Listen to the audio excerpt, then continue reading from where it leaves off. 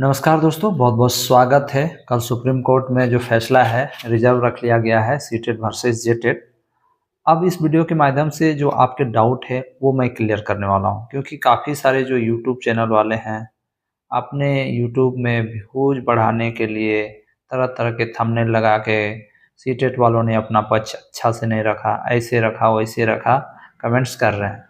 तो मेरे झारखंड के जितने सीटेट पास अभ्यर्थी हैं जिन्होंने परीक्षा दिया है और जिनका डाउट है, मैं आपका आज डाउट क्लियर करने जा रहा हूं इस वीडियो के माध्यम से। इसलिए पूरा वीडियो को लास्ट तक ज़रूर देखें, आपको पूरा पता चल जाएगा डिटेल में कि आखिर क्या कुछ हुआ है और किसका पलड़ा भारी है। ठीक है, तो बात यह है कि दोस्तों जो सुप्रीम कोर्ट में जो भी चीज़ें रखी गई है जेटेट के तरफ से और सीटेट के तरफ से, तो जेटेट की तरफ से बहुत सारे ऐसी बातें हैं जो झूठ कही गई है, मतलब कि गलत बताया गया है।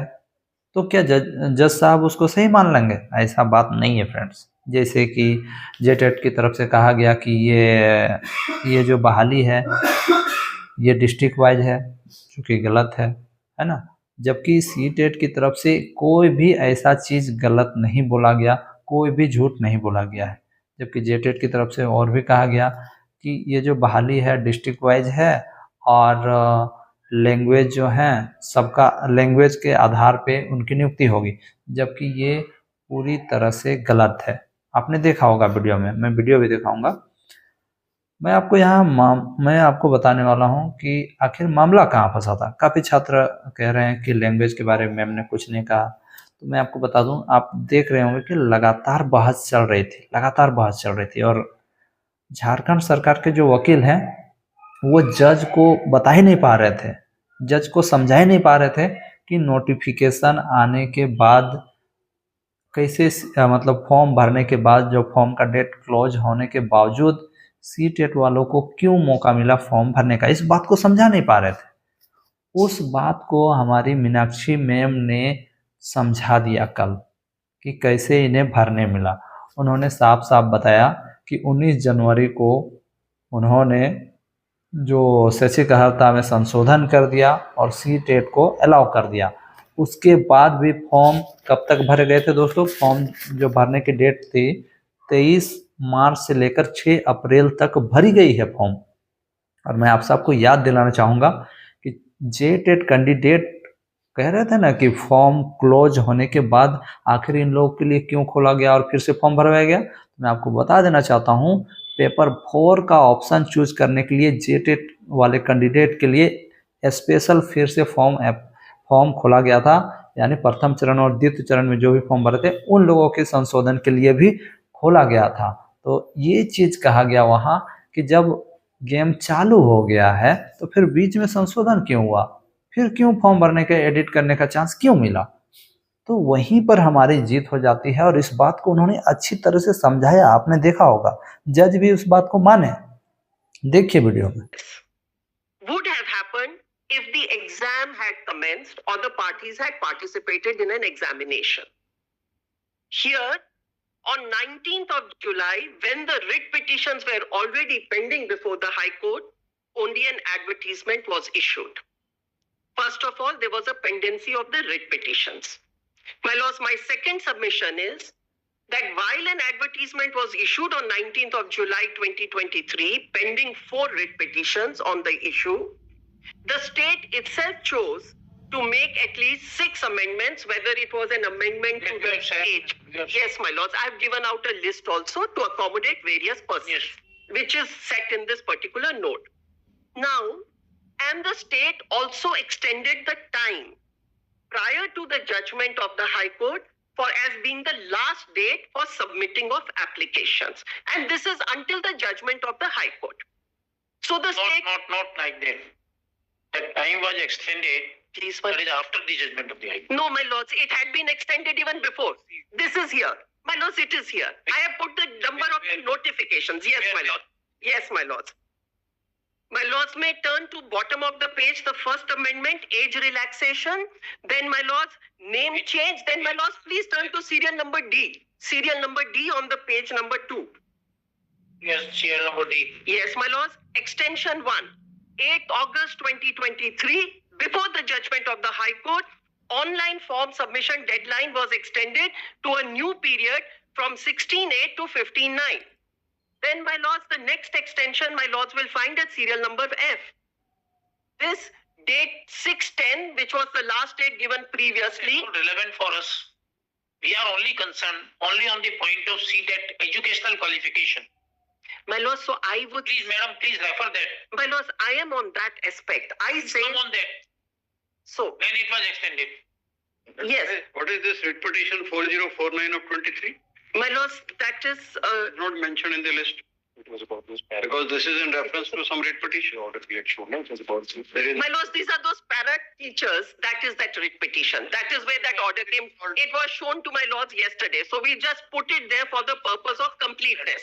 No, my lords, just give me a time to formulate this particular issue. I'll leave it at that. My lords, my submission is this. We are saying directly come on the point. My lords, I'm answering that The point. request is this. My lords, my submission is this. When only an advertisement is issued and pre the judgment of the High Court, there has been extensions granted to that particular deadline for submitting an application form. After the judgment of the High Court comes, there is an extension that is then granted for the purpose of submitting the application forms. So everybody who comes into the zone of consideration with that extension of time that is being granted and apropos to that particular amendment that is carried out to the rule is eligible to participate in this teacher's appointment exam. My lords, having said that, once the rule is in place, extension having been granted of the deadline on which an application has to be submitted, we are eligible now to submit our applications to participate in the teacher eligibility exam, because by virtue of an amendment to the rule, CTET has become one of the minimum qualifications or eligibility criteria to participate. But having said that, I would point out that this minimum eligibility criteria has been buttressed by the state. It is not just that. The amendment notes that in addition, I can participate in the exam subject to two factors. One, that I'm a resident of the state of Jharkhand.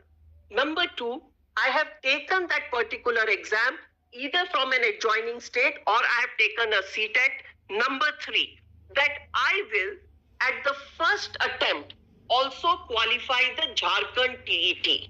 So therefore, the state has that actually... means they are not treating you eligible as such. My lords, they are. Provisional. My lords, Number one. Number two, you have given the list of amendments in Yes. the advertisement. Yes. Even the state is not arguing this. There is nothing on record here. The advertisement fixed certain qualifications to be attained as of date of the advertisement and for certain qualifications to be attained on the last date of online application. So far as the eligibility is concerned or the CTET qualification is concerned or JTET is concerned, this will form on the last date of the application as per the advertisement. My lords will find the advertisement in the additional documents filed by the petitioners at IA 3446. My lords, it is at page number, the advertisement starts at page 35. 3447. Yes, my lords. Yes. Which page? My lords may turn to page 149. 49. Yes. Yes. My lords, I have put out a tabular chart for your convenience also at page 3, but please turn to the advertisement itself. Yes. My lords, page 149, please see the topmost serial number 1. It will be mandatory, my lords have that. May I read? It will be mandatory for candidates to have passed desired minimum educational qualification by last date of receipt of application in the commission. Then the last date of receipt of application is 8th of April 2024. So I have to acquire a qualification which is now stands amended by the rules on 29 January. Where is that other qualification? Yes, my lords. What? Please turn to page 150 bottom. This is an experience. And for some purposes, they have done the date of publication, but for this, it is the last date of the application. My lords, page 150, bottom. Experience would relevant My lords, purpose of the present case. no, my lords, I am only showing that the advertisement is conscious on a fact that certain eligibility criteria or requirements are on the date of the advertisement, whereas the purpose of this particular minimum educational qualification or the eligibility is on the last date of the application. तो देखा आपने, जज वहां पर समझ गए कि हाँ, जब खेला चालू हो गया उसके बाद भी इस बहाली में टोटल बहुत सारे संशोधन हुए हैं। पहला संशोधन विज्ञापन संख्या 1 था, फिर विज्ञापन आया, उसके बाद आवश्यक सूचना 1 निकाला, फिर आवश्यक सूचना 2 निकला जिसमें जो नाम था, नाम को चेंज किया, थर्ड में फॉर्म भरने की तिथि बढ़ी, फिर चौथा में फिर बहादुर महतो एवं बनाम झारखंड राज्य का जो केस चल रहा था उसमें फिर डेट बढ़ा, फिर ऐसे करके फिर एक बार 200 BRC और क्या होता है CRC वाला में 200 पद को आरक्षित कर दिया गया। फिर देखिए कुछ लोगों के लिए पेमेंट करने के लिए खोला गया, फिर परीक्षा शुल्क भुगतान के लिए खोला गया, फिर परीक्षा संबंधी तिथि की जारी जनवरी में होगा, एग्जाम का डेट अनाउंस हो गया, उसके बाद फिर से पेमेंट करने के लिए खोला गया, फिर एग्जाम कंडक्ट करने की बात आ गई, फिर सीटेट वालों को फॉर्म भरने का मौका मिल गया, उसके बाद फिर से आवश्यक सूचना आती है, फिर फॉर्म भरने का डेट मिलता है, फिर आवश्यक सूचना 18 आती है, शैक्षणिक अर्हता में संशोधन हो जाता है, ये 19 जनवरी को। तो ये जो शैक्षणिक अर्हता में जो संशोधन था ये 19 जनवरी को ही हो गया, यानी सीटेट मान्य हो गया और फॉर्म भरने का डेट था 23/3/2024 से लेकर 6 अप्रैल तक भराया गया फॉर्म, यानी 19 तारीख को ही शैक्षणिक अर्हता में संशोधन कर दिया सरकार ने, अमेंडमेंट कर दिया रूल में, और इस अमेंडमेंट को इन्होंने चैलेंज नहीं किया है, इन्होंने हाईकोर्ट के डिसीजन को चैलेंज किया है, इस बात को समझा दिया मीनाक्षी मैम ने। तो यहाँ पर हमारी जीत हो गई। अब बताता हूँ आपको लैंग्वेज वाला मैटर, आपको बताता हूँ, समझोगे। काफ़ी लोग कह रहे हैं कि लैंग्वेज वाले जो टॉपिक पे सीटेट कमज़ोर नज़र आया, तो ऐसा कोई बात नहीं है फ्रेंड्स, मैं आपको दिखाना चाहूँगा वीडियो में।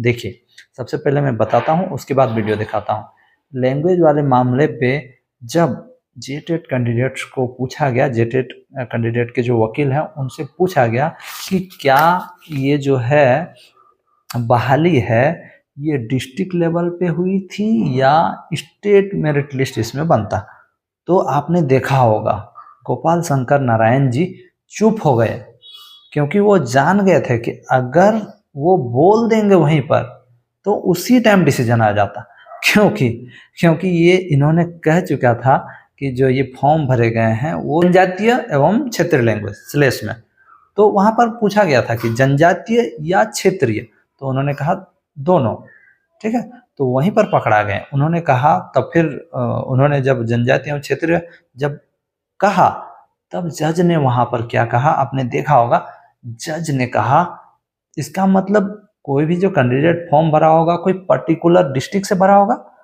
तब वहां पर देखा होगा आपने गोपाल शंकर जी चुपचाप हो गए एकदम, मतलब एक टाइप से सन्नाटा वहां छा गया। अब For the general 23,000 posts, so you apply for all of them. It says so. No. Is there an option in there that you are applying for district ABCD? Just give me half a minute. I just have to verify. This mean address.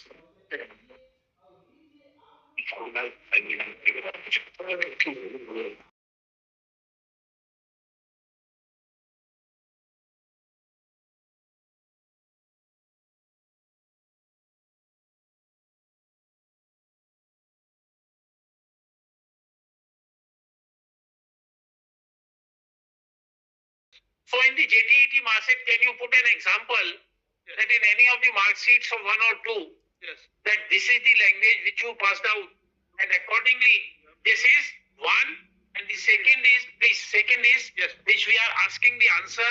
Yes. Have you applied Yes. for the district? And your appointment, if we look into, Yes. all right, this is not the recruitment rules. No, it's not. This is JTET rules. JTET rules. Correct. So this is for JTET, means for qualifying the JTET. Correct. Is it any relevance of this? जबकि उनको पता था कि ये जो बहाली है state wise I है, मतलब स्टेट मेरिट लिस्ट इसमें निकलेगा। डिस्ट्रिक्ट अप्लाई के लिए कोई ऐसा नहीं दिया था कि आप रांची से ही भर सकते हो या कोई और डिस्ट्रिक्ट से भर सकते हो, रामगढ़ से ही भर सकते हो या पाकुड़ से भर सकते हो, ऐसा नहीं था। इसलिए फिर वहां पर देखा होगा आपने गोपाल शंकर नारायण जी उस बात को छुपाने के लिए बात को घुमा दिए, दूसरा तरफ घुमा दिए, ठीक है। उसके बाद आपने देखा होगा एक मैम वहां पर थी जो जेटेट की तरफ से लड़ रहे थे, उन्होंने सरासर झूठ बोल दिया कि ये जो बहाली है डिस्ट्रिक्ट वाइज है ना, कह दिया Eligible for appointment in another district. He will not be, He will be chosen when he comes in the merit list according to his. Will the advertisement some preference in the form have been prescribed? No, the advertisement will show that. झूठ बहुत बोलता Yeah, है he यार। was cut for a particular tribe. हटाइए ना, बंद In the कीजिए rules, live आप। Yes. Tribal and Band regional kar language. नहीं, नहीं। Anyone who- Page 246 will show. SL. Is it district wise, language wise, regional language wise? But we are instructed to say it is language wise. We don't have the ready reference of the rules here. We do. Yeah, you It's have the state's counter. state counter. Fine. Sorry. State's counter in the Supreme Court at page 21. That's how this appointment would be in that. You are specifying this district contained with this language and so and so. It's a different thing. Yes. So where it is prescribed, number one, Yes. for JTET curriculum, the person has to appear in this is regional languages, and those persons as per have a preference under the rules in so and so, and option is required for their appointment in this regard. So page 28 of this name, just if you go a little way back. 28. At 27, they give the pattern of the eligibility test. At 28, after the table ends, Mulak, just see G. Sorry, not G. I. Regional travel language mentioned. Mentioned under language 2 in rule 7 will be as per schedule 1 of the rules. For appointment to the post of teacher, the candidate will have to take the examination in any one of the regional tribal languages allowed for the district applied.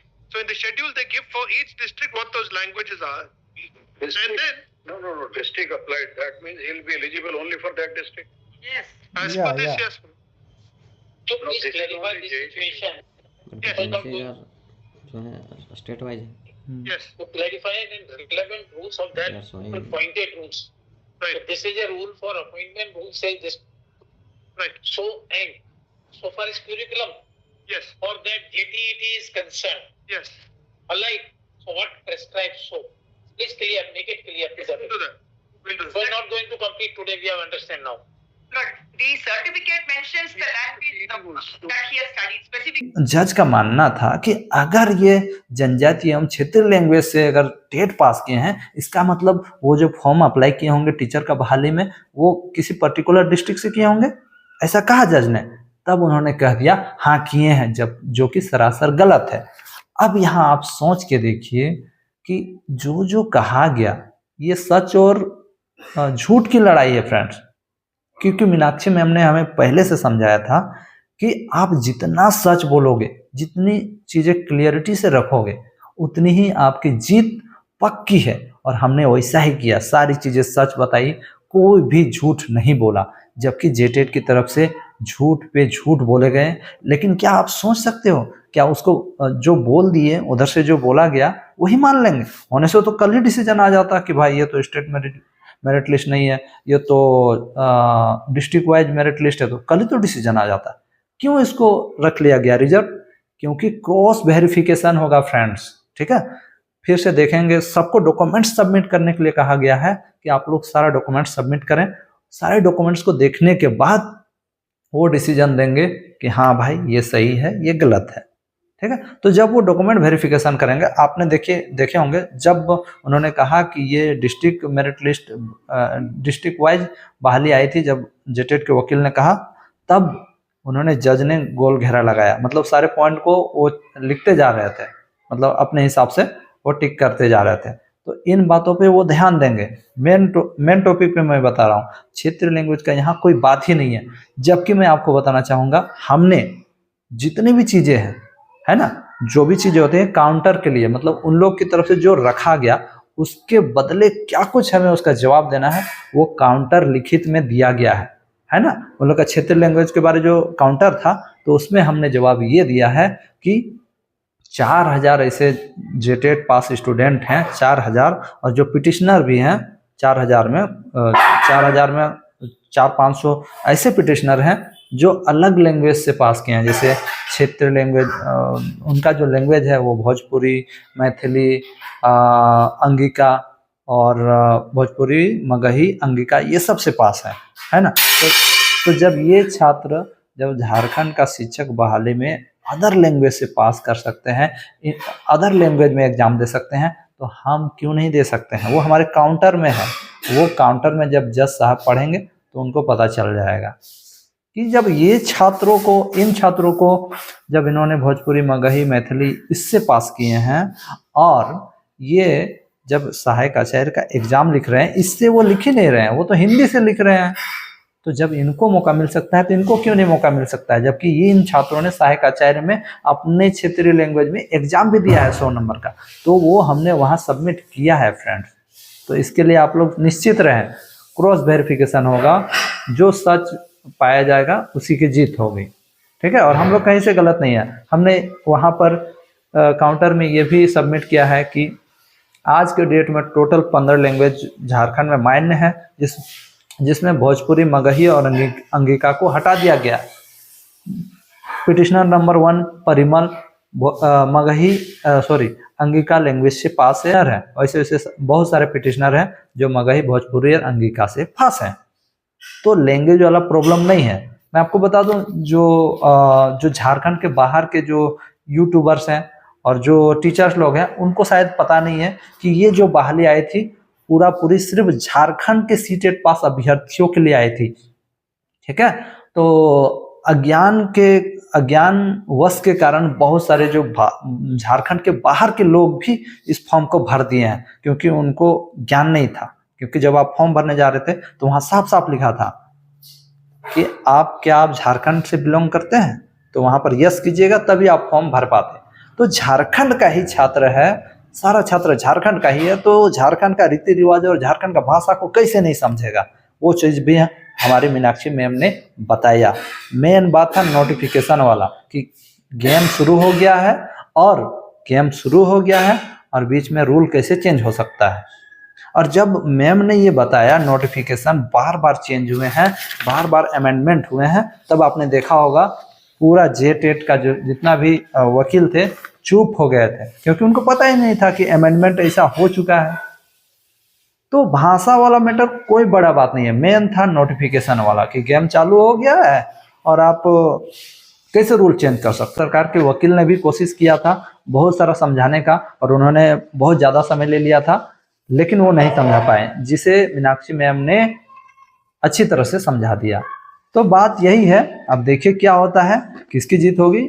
लेकिन मैं आपको अंत में यही कह के जाऊंगा कि सच की जीत होगी, और जितने भी सीटेट अभ्यर्थी हैं वो जानते हैं सच क्या है, ठीक है। अज्ञानवश बाहर के जो यूट्यूबर हैं उनको पता नहीं है कि झारखंड का जो ये बहाली आया था सिर्फ झारखंडियों के लिए आया था, ना कि अदर स्टेट के लोगों के लिए आया था, ठीक है। और इस बात को मैम ने समझाया है, हमने काउंटर में भी सारा कुछ डाला हुआ है, सारे बिंदुओं को अच्छी तरह से उसका काउंटर किया है, उसका जवाब दिया है। जो उन लोगों का जो कहा गया था उनकी तरफ से सभी का जवाब हमने अच्छी तरह से दिया है, और उनकी झूठ पकड़ी जाएगी। उन्होंने जो जो झूठ कहा है, आपने तो देखा ही होगा क्या क्या झूठ कहा है, तो जितना भी झूठ कहा है सब डॉक्यूमेंट के माध्यम से पकड़ा जाएगा। उन्होंने कहा है कि अमेंडमेंट नहीं हुआ, जबकि रूल अमेंडमेंट हो गया है ना, नोटिफिकेशन में बदलाव हो चुका है। आप लोग सभी जानते हैं भी कितना बार फॉर्म भराया है, खुद से जानते होंगे।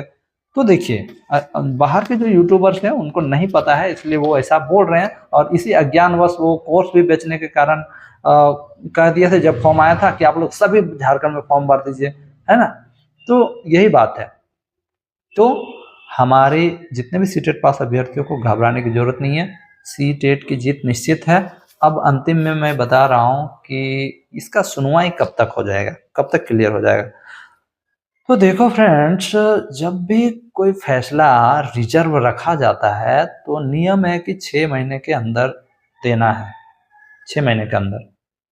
लेकिन ये कहा नहीं जा सकता है कि इस मैटर में कब दिया जाएगा। डीएलएड और बीएड वर्सेस डीएलएड और बीएड वाला मामला था, उसमें 6 या जनवरी में हुआ था सुनवाई, फरवरी, मार्च, अप्रैल, मई, जून, जुलाई, अगस्त, 6 से ज़्यादा महीना में दिया था। ठीक है, उसके बाद और भी ऐसे मामले हैं, जैसे कि झारखंड वाला जो मामला है, झारखंड में जो हुआ था, झारखंड में भी जो हुआ था ना हाईकोर्ट वाला मामला, उसको भी रिजर्व रखा गया था, तो उसको देने में 4 से 5 महीना लगाया था। और इसको लेकर काफ़ी लोग कमेंट कर रहे हैं कि नहीं 1 सप्ताह में आ जाएगा, 15 दिन में आ जाएगा। तो मेरे हिसाब से 1 सप्ताह और 15 दिन में मुझे नहीं लगता है आएगा। मुझे ऐसा लगता है, मैं गलत भी हो सकता हूँ, मुझे ऐसा लगता है कि 1 से 2 महीना तो पक्का लगेगा, क्योंकि बीच में छुट्टी भी है। और नहीं होगा तो भाई हम क्या ही कर सकते हैं। बाकी बात मैं अंतिम में कहूँगा कि जीत सत्य की होगी, और सीटेट ने एक भी पॉइंट झूठ नहीं बोला है, और बहुत सारे ऐसे जजमेंट भी दिए गए हैं जो कि बाद में उस बहाली में अमेंडमेंट भी हुआ है। तो जज साहब इन बातों को समझेंगे और हमारी जीत निश्चित है फ्रेंड्स। जोहार झारखंड, वंदे मातरम।